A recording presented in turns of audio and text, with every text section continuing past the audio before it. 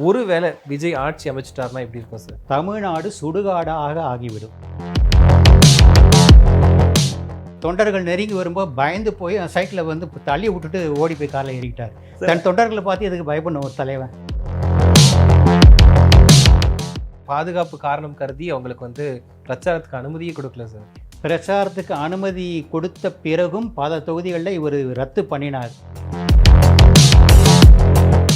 Sir ஹெலிகாப்டர்ல போனா பட வசதின்றீங்க, கார்ல போனா பிரச்சனைன்றீங்க. விஜய் என்னதான் சார் பண்ணணும் அப்போ? எதிர்கட்சியை கூட வர மாட்டாங்கன்னு சொல்றீங்களா சார்? நிச்சயமா வர முடியாது. சங்கீதாவுடைய மனவலியை அறியாமல் விஜய்க்கு ஆதரவு கொடுத்து கொண்டிருக்காங்க அப்படிங்கிற உண்மைதான். அது காரணம் என்னன்னாக்கா அவங்க எல்லாம் அந்த அளவுக்கு மூளை செலவி பிரெயின் வாஷ் பண்ணப்பட்டிருக்காங்க. சார் விஜய் ஒவ்வொருத்தர் வீட்டுக்காக போயிட்டு மூளை செலவு பண்ணிட்டு வந்தாரா சார்? இப்போ அஃபேர் வச்சிருக்கிறது தப்பு இல்லை, விஜய் அஃபேர் வச்சிருக்கிறது தான் தப்புன்ற மாதிரி இருக்கு சார். மனைவியவே வந்து கன்வின்ஸ் பண்ணக்கூடிய ஒரு ஆளுமையற்ற ஒரு மனிதனால எப்படி வந்து ஒரு மாநிலத்தின் மக்களை கன்வின்ஸ் பண்ண முடியுங்கிறது தான் என்னுடைய கேள்வி. எஸ் சார், இப்போ வந்து 5 விரலும் ஒரே போல இருக்கிறதுல சார். சங்கீதா வேண்டான்னு விவாகரத்து கேட்டுட்டாங்க. ஸோ இப்போ தான் சுமூகமாக பிரியறதுக்கு முடிவு எடுத்துட்டாங்களே. சுமூகமாக பிரிய முடிவு எடுத்துட்டாங்கன்னு உங்களுக்கு யார் சொன்னது? தகவல் வருதே சார். எஸ்சிஎஸ்சி சொல்லி கொண்டிருக்கிற பொய் அது. நீங்கள் எனக்கு ஆதரவாக வந்து சேனலில் பேசலைனாக்கா உங்களுக்கு அடுத்த மாதத்துலேருந்து பணம் கட்டுன்னு சொல்லியிருக்கோம். விஜய் வந்து தன்னோட மகனையும் மகளையும் நானே பார்த்துக்கிறேன்னு சொல்கிறாரே. இவ்வளோ காலம் அவர் பார்த்துட்டு லட்சணம் வந்து ஊரலகத்துக்கே தெரியுமே. ஜேசனுக்கு வந்து நான் உனக்கு 2 கோடி தரேன், நீ வந்து ஒரு படம் டைரக்ட் பண்ணு, உன் திறமையை நிரூபித்து காட்டு, அதுக்கு பிறகு உன்னை தேடி மற்ற ப்ரொடியூசர்ஸ் வருவாங்கன்னு சொல்லிட்டு ஏன் செய்யலைன்னு நான் கேட்குறேன்.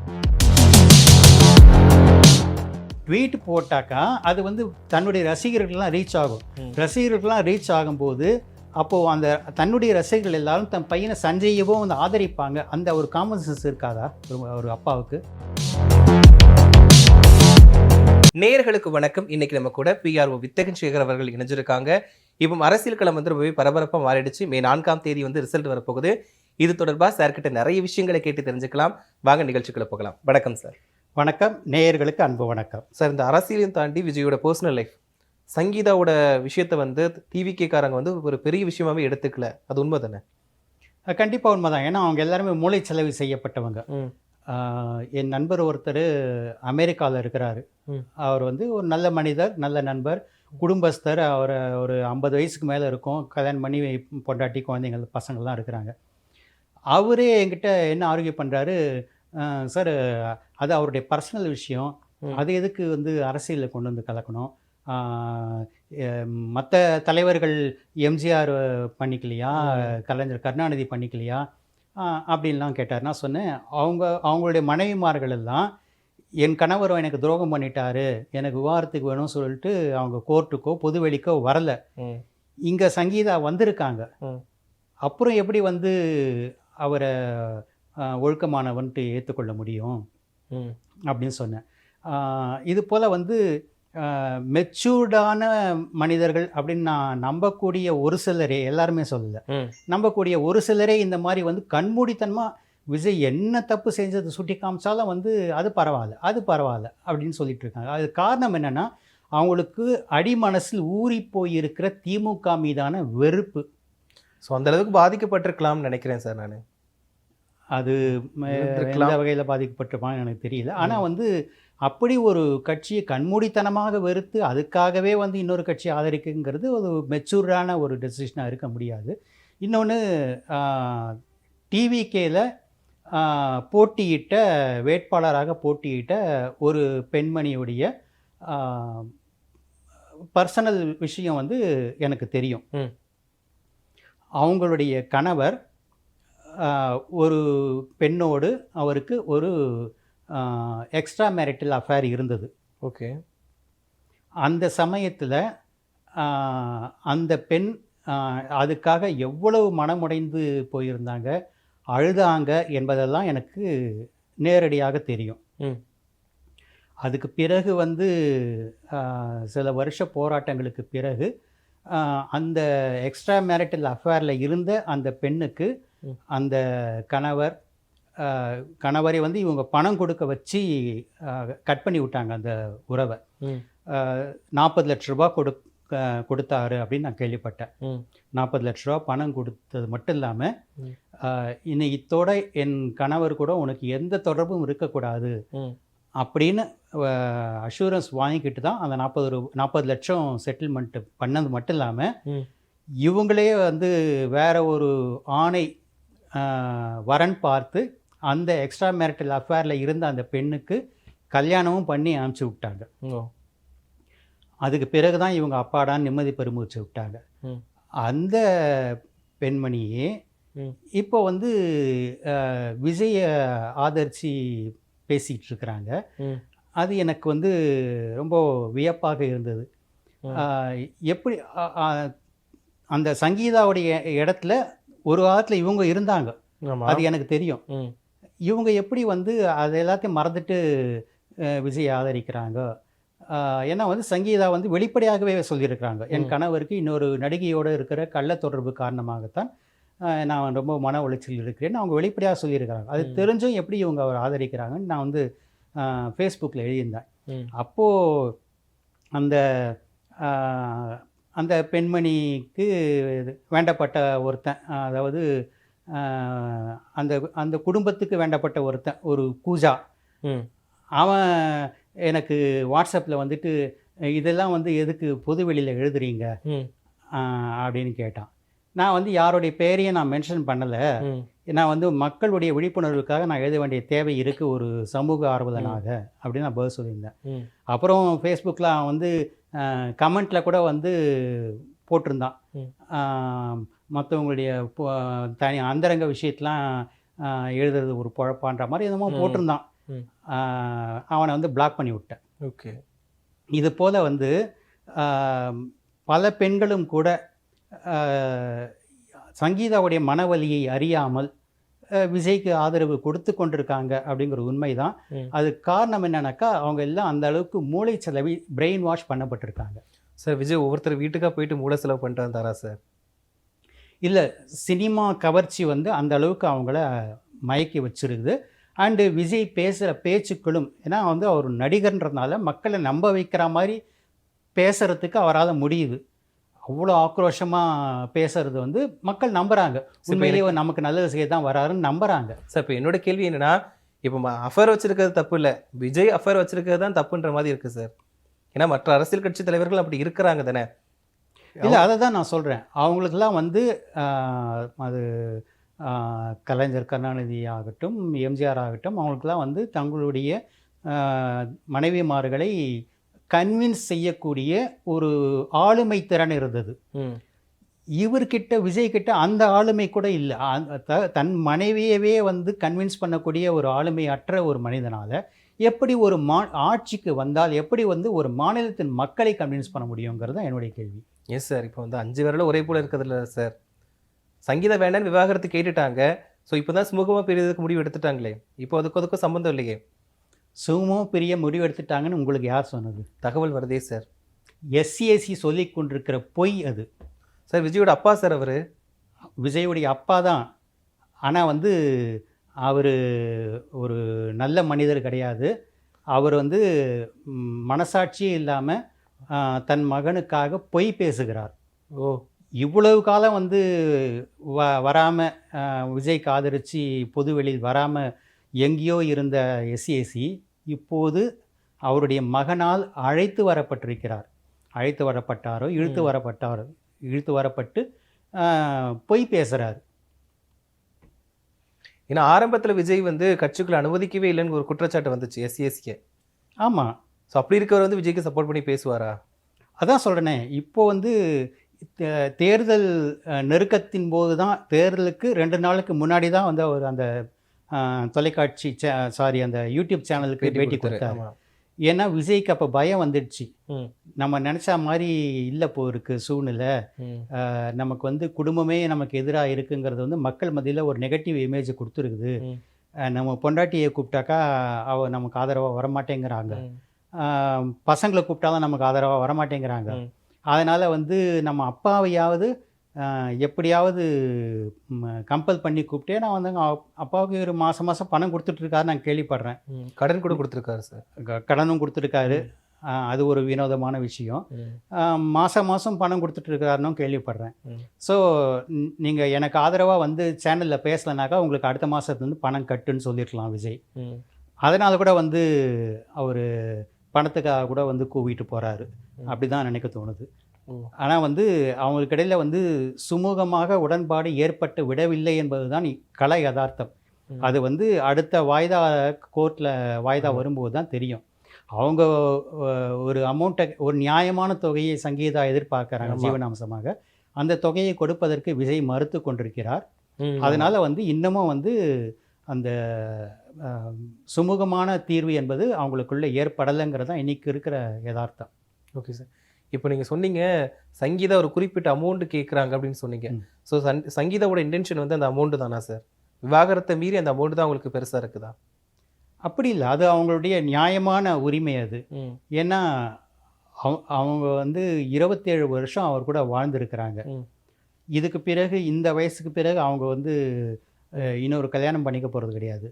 ஸோ தன்னுடைய எதிர்காலத்துக்காக மட்டும் இல்லாமல் தன்னுடைய மகன் மற்றும் மகளுடைய எதிர்காலத்துக்காகவும் சேர்த்து தான் அவங்க அந்த தொகையை கேட்குறாங்க. அதில் எந்த தவறும் கிடையாது. அதான் விஜய் வந்து தன்னோட மகனையும் மகளையும் நானே பார்த்துக்கிறேன்னு சொல்கிறாரே. இவ்வளோ காலம் அவர் பார்த்துட்ட லட்சணம் வந்து ஊரலகத்துக்கே தெரியுமே. பொண்ணு இப்போ கான்வெகேஷன் சமயத்தில் கூட வந்து அந்த இடத்துல நிற்கலை. சஞ்சய் தான் வந்து தன்னுடைய தங்கச்சியை அணைச்சிக்கிட்டு ஃபோர்ஸ் கொடுத்தாரு.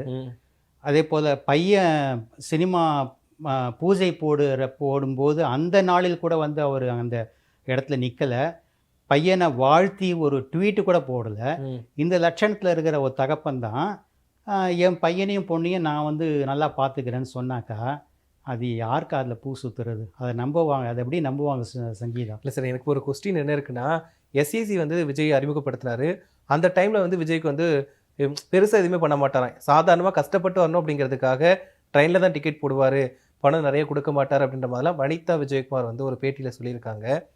ஒரு இன்டர்வியூவா இல்லாட்டி அவங்க வீடியோ போட்டாங்கன்னு தெரியல, நான் பார்த்தேன். இல்லை, இன்டர்வியூ தான் நான் பார்த்தேன். அவங்க சொல்லியிருக்காங்க. அதே மெத்தடை கூட விஜய் ஃபாலோ பண்ணியிருக்கலாம் இல்லையா? தான் பையன் வந்து அப்பா பெரிய ஆள் அப்படிங்கிறதுனால உடனே வந்துடக்கூடாது, கஷ்டப்பட்டு வரணும் அப்படிங்கிறதுக்காக ஹெல்ப் பண்ணாமல் கூட இருக்கலாம்ல. அதாவது இந்த இப்போ நீங்கள் சொன்ன விஷயம் வந்து எந்த அளவுக்கு, அதாவது வனிதா விஜயகுமார் பேட்டி நான் பார்த்தா அவங்க சொல்லியிருக்கிறாங்க உண்மைதான். ஆனால் அந்த விஷயம் வந்து உண்மையாங்கிறது எனக்கு தெரியாது. அந்த மாதிரி ட்ரெயினில் தான் டிக்கெட் போட வரும்னு சொல்கிறதுலாம் உண்மையானு எனக்கு தெரியாது. அது ஒரு பக்கம் இருக்கட்டும். ஏன்னா சம்பளம் கூட கம்மி, எனக்கு அதிகம், ஆனால் விஜய்க்கு கம்மியாக தான் கொடுத்தாங்க அப்படிலாம் சொல்லியிருந்தாங்க. அது சொல்லியிருந்தாங்க, அது நான் பார்த்தேன். ஆனால் நான் என்ன சொல்கிறேன்னா, எஸ்சிஏசி வந்து விஜயை வந்து அம்போன்னு விட்டுடலை. தன்னுடைய சொந்த பணத்தை போட்டு படம் ப்ரொடியூஸ் பண்ணி தன் பையனை ஹீரோவாக நடிக்க வச்சார். அடுத்தடுத்து ஹீரோவாக அவரே ப்ரொடியூஸ் பண்ணி அவரே டைரக்ட் பண்ணி பல படங்கள் நடிக்க வச்சார் ஹீரோவாக. அப்படி இருந்தும் விஜயால் வந்து ஒரு ஹீரோ அந்தஸ்தை எட்ட முடியலை. அதுக்கப்புறம் விஜயகாந்தை போய் அப்ரோச் பண்ணி என் பையனுக்காக நீங்கள் இந்த படத்தில் வந்து கெஸ்ட் ரோல் பண்ணுங்க, அப்போ தான் அந்த படம் ஓடும், என் பையனுக்கு ஒரு நல்ல வாழ்க்கை கிடைக்கும்னு சொல்லி கேட்டு ரிக்வெஸ்ட் பண்ணி விஜயகாந்தும் பெருந்தன்மையுடன் செந்தூர பாண்டி படத்தில் வந்து கெஸ்ட் ரோல் நடித்ததுக்கு பிறகு தான் வந்து அவருக்கு ஒரு அந்தஸ்து கிடைச்சது. அதுக்கு பிறகு கூட தொடர்ந்து பல தயாரிப்பாளர்களிடம் தன் மகனுக்காக அவர் வந்து இறங்கி போய் ரிக்வெஸ்ட் பண்ணியிருக்கிறார். உதாரணத்துக்கு பூவே உனக்காக படத்தினுடைய ப்ரொடியூசர் ஆர்பி சௌத்ரி, அவர்கிட்ட அவர் அந்த படத்துக்கு வந்து முதல்ல பிரசாந்தை ஹீரோவாக புக் பண்ணியிருந்தார். ஆனால் அந்த விஷயத்தை வந்து பிடி செல்வகுமார் விஜயுடைய மேனேஜர் சொல்லி இவர் வந்து உடனே அந்த ஆர்பி சௌத்ரி சாரை போய் பார்த்து தயவு செஞ்சு அந்த பட வாய்ப்பை என் பையனுக்கு கொடுங்கோ அப்படின்னு கேட்டு வாங்கி பிரசாந்த் நடிக்க இருந்த கதாபாத்திரத்தை வந்து தன் பையனுக்கு வாங்கி கொடுத்து நடிக்க வச்சு, அதுதான் வந்து விஜய் வாழ்க்கையில் வந்து ஒரு முக்கியமான டேர்னிங் பாயிண்ட். அந்த படம் தான் பூவே உனக்காக. ஒரு ரொமான்டிக் ஹீரோன்ற ஒரு அந்தஸ்தை விஜய்க்கு கொடுத்த படம் அதுதான். இப்படி பல விதங்களில் வந்து தொடர்ந்து தன் பையனை ஒரு பெரிய ஹீரோ ஆகிற வரைக்கும் அவர் தான் கதை கேட்டுட்டு இருந்தார் டைரக்டர்ஸ் கிட்ட. தான் ஒரு லெவலுக்கு ரீச் ஆனதுக்கு பிறகு இனிமேல் நீ கதை கேட்க வேணாம், நானே கேட்டுக்கிறேன்னு சொல்லிட்டார் விஜய். ஸோ அப்படி ஒரு லெவல் ரீச் ஆகிற வரைக்கும் தன்னால் முடிஞ்ச எல்லா உதவிகளையும் பண உதவி உள்பட ஆமா. ப்ரொடியூஸ் பண்ணுறது உள்பட எல்லாத்தையும் எஸ்சி பண்ணியிருக்கிறாரு. ஆனால் ஜேசன் சஞ்சய்க்கு அந்த மாதிரி என்ன பண்ணிட்டாருன்னு நீங்கள் சொல்லுங்கள் விஜய். பண்ணல சார், கஷ்டப்பட்டு வரட்டும்ன்றதுக்காக பண்ணிருப்பாரு கஷ்டப்பட்டு சார். வரட்டும்னா எஸ்சிஎஸ்சி தனக்காக பணம் தயாரிச்சார் இல்லையா? ஆமா. அந்த மாதிரி வந்து ஜேசனுக்கு வந்து நான் உனக்கு 2 கோடி தரேன், ம். நீ வந்து ஒரு படம் டைரக்ட் பண்ணு, ம். உன் திறமையை நிரூபிச்சு காட்டு, அதுக்கு பிறகு உன்னை தேடி மற்ற ப்ரொடியூசர்ஸ் வருவாங்கன்னு சொல்லிட்டு ஏன் செய்யலைன்னு நான் கேட்குறேன். ஒருவேளை பையன் வந்து சொந்த காலில் நிக்கணும்னு நினைச்சிருப்பாரு சார் விஜய், அதனால கூட இருக்கலாம்ல சார். அப்படியே ஒரு வாதத்துக்கு உங்களுடைய பிடிவாதத்துக்கு ஒத்துக்கிட்டா கூட அட்லீஸ்ட் அவருக்கு சஞ்சய்க்கு வந்து ஒரு ப்ரொடியூசர் கிடச்சி அவர் பட பூஜை போடுறாரு இல்லையா? ம். அப்போது வந்து ஏன் பையனை வாழ்த்தி ஒரு ட்வீட்டு கூட போடல? ட்வீட்டு போட்டால் அவனை குறைஞ்சி போயிடுவாரா? ஏன் சார் பெத்த அப்பா சார், அது டைரெக்டாக இது பொதுவெளியில் போட்டால் தான் தெரியுமா சார்? மனசார ஏன் வாழ்க்கை அந்த பூஜைக்கு நேர்லேயே போயிருக்கலாமே, ஏன் போகலை? பிஸியாக இருந்திருக்கலாம் ஷூட்டிங்கில். சரி, அப்போ ஷூட்டிங்கில் பிஸினாக்கா ட்வீட் போட்டிருக்கலாமே. சார் ஃபோன் பண்ணி பேசியிருப்பாரு சார், அது உங்கள் குடும்ப விவகாரம் சார். ட்வீட் போட்டாக்கா அது வந்து தன்னுடைய ரசிகர்கள்லாம் ரீச் ஆகும். ம். ரசிகர்கள்லாம் ரீச் ஆகும்போது அப்போது அந்த தன்னுடைய ரசிகர்கள் எல்லாரும் தன் பையனை சஞ்சயவும் வந்து ஆதரிப்பாங்க. அந்த ஒரு காமன் சென்ஸ் இருக்காதா ஒரு அப்பாவுக்கு? இதுக்கு அப்புறம் பார்த்துட்டு இருக்கும் சார். இப்போ நீங்கள் சொல்லிட்டீங்களே, கண்டிப்பாக பார்த்துட்டு அவர் தெரிஞ்சுப்பார் சார். சார் கடைசியாக சார் என்னோட கேள்வி என்னென்னா, இப்போ நான் சொன்ன மாதிரி தான் விஜய்க்கு வந்து சப்போர்ட் நிறையா தான் இருக்கிற மாதிரி தெரியுது, ஏன்னா நிறைய பேர் ஓட் போட்டிருக்காங்க. ஒருவேளை விஜய் ஆட்சி அமைச்சிட்டாருன்னா எப்படி இருக்கும் சார்? நீங்கள் மறுத்து பேசுவீங்கன்னு எனக்கு தெரியும், கண்டிப்பாக வரவே மாட்டாருன்னு அடித்து பேசுவீங்க. அதையும் மீறி வந்துட்டாருன்னா எப்படி இருக்கும் சார்? 99.9% விஜய் ஆட்சிக்கு வர முடியாது. ம். அப்படி 0.1% துரதிர்ஷ்டவசமாக விஜய் ஆட்சி வந்ததுன்னா, துரதிர்ஷ்டவசமாக. ஆமாம், ம். தமிழ்நாடு சுடுகாடாக ஆகிவிடும். அப்போ அதுக்கு பிறகு தான் மக்களுக்கு தெரிய வரும், இதுக்கு முன்னாடி ஆட்சி செஞ்ச திமுகவும் அதிமுகவும் கோயில் கட்டி கும்பிடணும், ம். இவ்வளவு இப்போ கேவலமான ஆட்சி வந்து யாருமே கொடுத்தது இல்லையே ம். அப்படி சொல்லிட்டு அதுக்கு பிறகு விஜயை திட்டவங்களுடைய எண்ணிக்கை அதிகரிக்கும். இதுதான் நடக்கும். இதுதான் நடக்கும்ன்றீங்க? ஆமாம். அப்படி சுடுகாடு ஆகிற அளவுக்கு விஜய் என்ன சார் பண்ண போறாரு? மக்களுக்கு நல்லது பண்றதுக்கு தானே சார் அவ்வளோ கோடி சம்பளத்தை விட்டுட்டு வந்திருக்காரு மக்களுக்காக. அவ்வளவு கோடி பணத்தை வந்து யாருக்கு தூக்கி கொடுத்துட்டு வந்தார் சொல்லுங்கள்? அவர் வந்து எல்லா மேடையிலும் சொல்லிட்டு இருந்தார், நான் வந்து உங்களுக்காக தான் வந்து என்னுடைய வசதியான வாழ்க்கையை விட்டுட்டு வரேன்னு சொல்லிட்டு இருந்தார். ஆமா. என்ன வசதியை விட்டுட்டு வந்தார்? எல்லா இடத்துலையும் வந்து காரில் தான் போயிட்டு இருக்கிறாரு. ம்.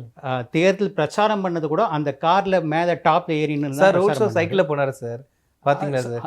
அது எவ்வளோ கேவலமாக இருந்தது. தொண்டர்கள் நெருங்கி வரும்போது பயந்து போய் சைக்கிளை வந்து தள்ளி விட்டுட்டு ஓடி போய் காரில் ஏறிக்கிட்டார். தன் தொண்டர்களை பார்த்து எதுக்கு பயப்படணும் ஒரு தலைவன்? சார் தொண்டர்களை பார்த்து பயப்படல சார், ம். தொண்டர்கள் வந்து குவிஞ்சதுனால அவங்களுக்கு ஏதோ அசம்பாவிதம் நடந்துடக்கூடாது அப்படின்ற ஒரு நல்லெண்ணத்தினால அவர் திருப்பி வாகனத்தில் போய் சரி, நான் சொல்லி முடிச்சிடுறேன். ம். எல்லா இடத்துக்கும் காரில் தான் போயிட்டு இருந்தார். பிரச்சாரங்கள் கூட காரில் தான் வந்து நின்று பிரச்சாரம் பண்ணிட்டு இருந்தார். எங்கே போகிறதுனாலும் தனி மற்றவங்களோட மற்ற மக்களோடு சேர்ந்து பயணிக்க நினைக்கிறவன் தான் நல்ல தலைவன். அப்போ தான் மற்ற மக்களுடைய எண்ண ஓட்டங்களை தெரிஞ்சுக்க முடியும். அது எதுவுமே இல்லாமல் தான் வந்து ஒரு தனி பிறவியாக எங்கே போனாலும் வந்தாலும் தனி ஃப்ளைட்டில் போகிறது வர்றது, இப்படி அதே வசதிகளை ஸ்டார் ஹோட்டலில் தங்குறது, இதே வசதிகளை தான் அவர் இப்பவும் ஃபாலோ பண்ணிகிட்ருக்காரு. அப்போ எதை விட்டுட்டு வந்தார்? எதையுமே விட்டுட்டு வரல. இல்லை, அவர் சம்பாதிச்ச இப்போ தேர்தல் ஆணையத்தில் அவர் காண்பிச்ச கணக்கே வந்து, அதாவது இந்த கேஷ், நம்ம நிலங்கள் வீடுகளை விட்டுருங்க, கேஷை பொறுத்த வரைக்கும் 600 கோடி ரூபாய் கணக்கு காமிச்சிருக்காரு. அந்த 600 கோடி இல்லை, அட்லீஸ்ட் ஒரு 100 கோடி ரூபாய் வந்து மக்கள் நல திட்டத்துக்குன்னு ஏதாவது ஒரு அறக்கட்டளையை தொடங்கி பண்ணாரா? எதுவுமே பண்ணல. எதுவுமே பண்ணாமல் வந்து நான் எல்லாத்தையும் விட்டுட்டு உங்களுக்காக வரேன்னு சொன்னதில் அது முழுக்க முழுக்க வந்து வெத்து வசனமே தவிர அதில் எந்த உண்மையும் கிடையாது. சார் அப்புறம் படம் நடிக்க போகிறது கிடையாது, அவருக்கான வருமானம் போயிடும், அதை விட்டுட்டு தானே சார் வந்திருக்காரு மக்களுக்காக, நம்ம மக்களுக்காக. அவர் படம் நடிக்க போகிறது கிடையாது அப்படிங்கிறது உங்களை போல சில பேர் வேணால் நம்பலாம். இல்லை சார், வந்துச்சு, அதாவது தயாரிப்பாளருக்கு நஷ்டம் ஏற்பட்டால் நடிக்கிறதுக்கு வாய்ப்பு இருக்குது அப்படின்ற மாதிரிலாம் சொன்னாங்க. அது வந்து ஒரு சால்ஜாப்பு. இந்த ஜனநாயகன் படத்தை வந்து லீக் ஆயிடுச்சு, அது லீக் ஆகிடுச்சா அல்லது இவர் தான் லீக் பண்ணாரா அப்படிங்கிறது வந்து ஒரு பெரிய கொஸ்டின் மார்க்கு. அந்த லீக் ஆனதுக்கு சால்ஜாப்பாக வச்சு நான் வந்து தயாரிப்பாளர் நஷ்டம் அடைஞ்சதுக்காக ஒரு படம் அவருக்கு பண்ணி கொடுக்க போகிறேன்னு சொல்லிட்டு, அப்படியே வந்து இந்த எலெக்ஷன் ரிசல்ட்டில் வந்து தான் படுதோல்வி அடைய போகிறோன்னு அவருக்கு தெரிஞ்சிடுச்சு. ஸோ அந்த ஜனநாயகன் தயாரிப்பாளருக்காக ஒரு படம் நடிக்கிறேன்னு சொல்லி நடிக்க ஆரம்பித்து அப்படியே வந்து திரும்ப திரும்ப படம் நடிக்க போயிடுவார். ம். கட்சியை வந்து இந்த ஆதவ அர்ஜுனா, புஷி ஆனந்த் ம். இவங்க கிட்ட கொடுத்துட்டு அவர் படம் நடிக்க போயிடுவார். ஸோ அப்புறம் அடுத்த தமிழக வெற்றி கழக தலைவர் ஆதவ அர்ஜுனா இல்லாட்டா புசி ஆனந்த் அப்படியா சார்? தலைவர்ன்ற பேரில் மட்டும் விஜய் இருப்பார். ஆனால் வந்து அதை வழி நடத்துறது எல்லாமே வந்து ஆதவ அர்ஜுனா, புஷி. இன்னும் சொல்லப்போனால் ம். அவங்க 2 பேருக்கு இடையிலுமே கூட சண்டை இருக்குதுன்றாங்க. ஆதவ யாரு? புசி அர்ஜுனாவுக்கும் ஆனந்த் ஆதவ அர்ஜுனா. புஷி ஆனந்துக்குமே வந்து யார் பெரிய ஆள், யார் விஜய்க்கு நெருக்கம்ன்றதுல வந்து போட்டா போட்டி நடந்துட்டுறாங்க. அதனால தான் வந்து ம். வில்லிவாக்கத்தில் வந்து இவருக்கு ஆதவ அர்ஜுனாவுக்கு பிரச்சாரம் செய்ய முடியாதபடிக்கு புஷி ஆனந்த் தடுத்துட்டாரு ஓ அப்படின்றாங்க. வில்லிவாக்கத்தில் எனக்கு தெரிஞ்சு ஓ, பண்ணலை போகல. நினைக்கிறேன் ஆமா. இல்லையா? விஜய் பிரச்சாரம் பண்ணலை என்ன வில்லிவாக்கம். சார் கட்டுப்பாடுகள் நிறைய கொடுக்குறாங்க சார் விஜய்க்கு. அதான் இது வந்து புஷி ஆனந்த் வந்து ஏதேதோ கட்டுப்பாடு அது இதுன்னு சொல்லி ஒரு காரணம் சால்ஜாப்பு சொல்லி விஜய் வந்து அந்த பிரச்சாரத்துக்கு போக விடாமல் பண்ணிட்டா. அதுவே வந்து தாம் போட்டியிடுற தீநகர் தொகுதியில் பிரச்சாரம் பண்ண வச்சார். சார் அங்கேயும் ஃபர்ஸ்ட் அனுமதி கொடுக்கல, டி நகருக்குமே ஃபர்ஸ்ட் கொடுக்கல. அதுக்கப்புறம் குறிப்பிட்ட டைம் கொடுத்தாங்க, விஜய் கேன்சல் பண்ணி திரும்ப போனார் அந்த தொகுதிக்கு. அதான் அது எப்படி இருந்தாலும் வந்து புஷி ஆனந்த மாதிரி ஒரு சிலருடைய தொகுதிகளுக்கு எண்ணி ஒரு 3-4 பேருடைய தொகுதிகளுக்கு மட்டும்தான் அவர் போய் பிரச்சாரம் பண்ணியிருக்காரு தவிர ம். மிச்ச 230 வேட்பாளர்கள் ம். அம்போன்னு கைவிட்டுட்டார். டிவிகே ரமேஷ் தேம்பி அழுததை நம்ம எல்லாரும் சேனலில் பார்த்தோம். ம். எனக்கு டெபாசிட் கூட கிடைக்காது போது இருக்கேன்னு சொல்லி அவர் அழுதப்போ லயாலாமணி சமாதானப்படுத்தினது, பக்கத்தில் வந்து முகில் இருந்ததெல்லாம் வந்து சேனலில் வந்துச்சு. அவர் வெளிப்படையாக அழுதுருக்கிறார். இன்னும் எத்தனையோ பேர் வந்து மனசுக்குள்ளே குமரி எழுதிட்டுருக்குறாங்க. ம். விஜய் வந்து நம்மளை நட்டாத்தில் விட்டுட்டாரே, நம்ம தொகுதிக்கு பிரச்சாரத்துக்கு வரலையேன்னு சொல்லிட்டு. சார் அப்புறம் முடக்கிட்டாங்க சார். ஏன்னா நிறைய இடத்துல பாதுகாப்பு காரணம் கருதி அவங்களுக்கு வந்து பிரச்சாரத்துக்கு அனுமதியே கொடுக்கல சார். பிரச்சாரத்துக்கு அனுமதி கொடுத்த பிறகும் பல தொகுதிகளில் இவர் ரத்து பண்ணினார். ஏன்னா ஒரு 2 மணி நேரம் கொடுக்குறாங்க சார். விஜய் வந்து ஒரு இடத்துல இருந்து அந்த இடத்துக்கு போகிறதுக்கே 4 மணி நேரம் ஆகுது சார். வாகனத்தில் போகிறதுக்கே 4 மணி நேரம் ஆகுது. ஏன்னா அந்த அளவுக்கு க்ரௌட் வருது, கட்டுப்படுத்த முடியல காவல்துறையால். அதெல்லாம் வந்து சால்ஜாப்பு. ஒரு இடத்துலேருந்து இன்னொரு இடத்துக்கு வந்து ஹெலிகாப்டரில் கூட போகலாமே சார். ஹெலிகாப்டரில் போனால் பட வசதின்றீங்க, காரில் போனால் பிரச்சனைன்றீங்க. விஜய் என்னதான் சார் பண்ணணும் அப்போ? Where there is a will there is a way. அவர் செய்யணும் நினச்சிருந்தாருன்னா கண்டிப்பாக செஞ்சுருக்க முடியும். அவர் வந்து மற்றவங்கெல்லாம் தங்களுடைய சொந்த கஷ்ட நஷ்டங்களை சந்தித்து ஜெயிச்சா ஜெயிக்கட்டும், இல்லாட்டி போகட்டும். இல்லை சார், விஜய் வந்து 2026 வின் பண்ணி வந்து நாட்டு மக்களுக்கு நல்லது செய்வார் சார். 2026 ஆமாம். இப்போ அதான் சார், இதோ 4ஆம் தேதி ரிசல்ட் வரல சார். அதான் இன்னும் 2 நாளில் ரிசல்ட் வரப்போகுது. அதுக்கு பிறகு பார்ப்போம். தமிழ்நாட்டு மக்கள் வந்து அந்த அளவுக்கு இளிச்சவாயர்கள் முட்டாள்களுடைய எண்ணிக்கை அதிகமாயிடுச்சா, இல்லை நம்ம வந்து பயப்படுகிற அளவுக்கு அந்த அளவுக்கு மக்கள் முட்டாள்களாக இல்லை, விஜய் என்கிற ஒரு சுயநலம் மிக்க ஒரு நடிகனை ஏமாந்து ஓட்டு போடுகிற அளவுக்கு அந்த அளவுக்கு முட்டாள்களாக தமிழ்நாட்டு மக்கள் இல்லை, திராவிட கட்சிகளை தான் வந்து தொடர்ந்து ஆதரித்து கொண்டிருக்காங்க அப்படிங்கிற ஒரு நல்ல செய்தி வரும் பாருங்க. நம்பிக்கையோட சொல்றேன். ஒன்னொன்று மறந்துட்டேன் சார். இந்த டைம் தான் சார் நம்ம தமிழ்நாட்டில் வந்து அதிக அளவில் வாக்கு பதிவாயிருக்கு. தமிழ்நாட்டில் அதிக அளவு வாக்குப்பதிவு ஆனது அப்படிங்கிறதே வந்து ஒரு மித்து. ஏன்னா போன எலெக்ஷனில் வந்து 79%, இந்த எலெக்ஷனில் 85% சொல்கிறாங்க. பர்சன்டேஜ் வைஸ் பார்க்கும்போது மட்டும்தான் அது வந்து 6% இன்க்ரீஸ் ஆகிருக்குன்ற மாதிரி ஒரு மாய தோற்றம் ஏற்படுது. ஆனால் அரசியல் ஆய்வாளர்கள் எல்லாம் வந்து புட்டு வச்சுருக்காங்க. ஓட்டு எண்ணிக்கையை பொறுத்த வரைக்கும் போன எலெக்ஷனை விட இந்த எலெக்ஷனில் 20 லட்சம் மட்டும்தான் ஓட்டு போட்டவங்களுடைய எண்ணிக்கை அதிகம். 20 lakhs மட்டும்தான். அதெல்லாம் விஜய்க்காக வந்து ஓட்டுகள் சார் அப்படின்னு சொல்கிறாங்க. அந்த 20 லட்சமும் விஜய்க்காக வந்த ஓட்டுக்களாக இருக்க போகிறது கிடையாது. அப்படியே 20 லட்சம் பேர் விஜய்க்கு ஓட்டு போட்டாங்கன்னா கூட எப்படி ஆட்சிக்கு வர முடியும்? ஆட்சிக்கு வரக்கூடிய ஒரு கட்சி பெற வேண்டிய ஓட்டுகள் வந்து ஏறக்குறைய 1.5 கோடி, 1,50,00,000 ஏறக்குறைய இருந்தால் மட்டும்தான் ஒருத்தர் ஆட்சிக்கு வர முடியும். அது திமுகவாக இருந்தாலும் சரி, அதிமுக இருந்தாலும் சரி. நீங்கள் சொல்கிறது இந்த 20 லட்சம் பேர் கூடுதலாக ஓட்டு போட்டாக்கா விஜயால் ஆட்சிக்கு வந்துட முடியுமா? இல்லை சார், 20,000 வந்தது, 20 லட்சம் வந்து கூடுதல் வந்ததே விஜயால் தான் அப்படிங்கிறப்போ நிறைய ஓட்டுகள் வாங்கியிருப்பார்னு சொல்கிறேன் சார். அதான் சொல்கிறேன், பரவலாக எல்லா தொகுதியிலும் வந்து விஜய்க்கு வந்து ஒரு 30,000-லேருந்து 40,000 ஓட்டு கிடைச்சிருக்கலாம். ம். அது கூட கிராமப்புறங்களில் அந்த அளவுக்கு கிடைச்சிருக்குமான்றது டவுட்டு தான். ம். அந்த 30,000 40,000 ஓட்டுகள்ன்றது வந்து எம்எல்ஏ சீட்டாக கன்வெர்ட் ஆகாது. ஓ. ஏன்னா வந்து ஒரு தொகுதியில் வந்து சுமாராக 2.5 லட்சம் வாக்காளர்கள் இருந்தால் ம். அதில் வந்து ஒரு சுமாராக ஒரு ஏறக்குறைய 1.5 லட்சம் வாக்குகள் பெறக்கூடியவங்க தான் எம்எல்ஏ ஆக முடியும். ம். அதுக்கு அடுத்த இடத்துல வந்து 2வது இடத்துல ஒரு 1 லட்சம் வாங்குறவங்க இருக்க முடியும். ம். இவர் வந்து வெறும் 30,000 40,000 ஓட்டு வாங்கிட்டு இவர் வந்து எம்எல்ஏவாக ஆக முடியாது. பல இடங்களில் 2வது இடமும் பெற முடியாது. ம். சில இடங்களில் வேணால் 2வது இடம் பெறலாம். அதாவது என்னுடைய இந்த எக்ஸிட் போலில் இருக்கிற அந்த கணிப்போடு நான் ஒத்து போகிறேன். ம். திமுக தான் இந்த 2026 தேர்தலிலும் ம். தனி பெரும்பான்மையுடன் ஆட்சி அமைக்கும். ம். 2வது இடத்தில் பெரும்பாலான தொகுதிகளில் 2வது இடத்தை அதிமுக பெறும். 3வது இடத்தை தான் விஜயின் தாவேகா பெறும் அப்படிங்கிறது பலரும் சொன்னதைப் போலவே நானும் சொல்கிறேன். Let's hope for the best. எதிர்க்கட்சியாக கூட வர மாட்டாங்கன்னு சொல்றீங்களா சார்? நிச்சயமாக வர முடியாது. ஓகே சார், இவ்வளோ தூரம் வந்து நிறைய விஷயங்கள் என் கூட ஷேர் பண்ணிக்கிட்டீங்க. ரொம்ப நன்றி சார். நன்றி. நேயர்களுக்கும் என் நன்றி.